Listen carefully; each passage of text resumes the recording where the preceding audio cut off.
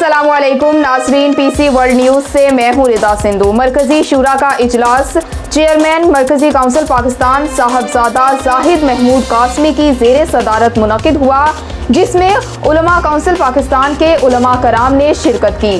हमारे नुमाइंदे खुसूसी पाकिस्तान गुलाम दस्तगीर की रिपोर्ट के मुताबिक इजलास के बाद साहबजादा जाहिद महमूद कासमी चेयरमैन उलमा कौंसिल पाकिस्तान ने मरकजी और सूबाई कायदीन के हमरा मुश्तरका प्रेस कॉन्फ्रेंस से भी खिताब किया।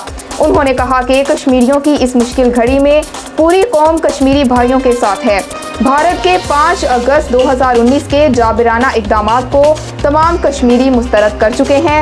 मरकजी उलमा कौंसिल पाकिस्तान कश्मीरियों के साथ है और पाकिस्तान का हर फर्द दुनिया भर में कश्मीरियों का वकील है।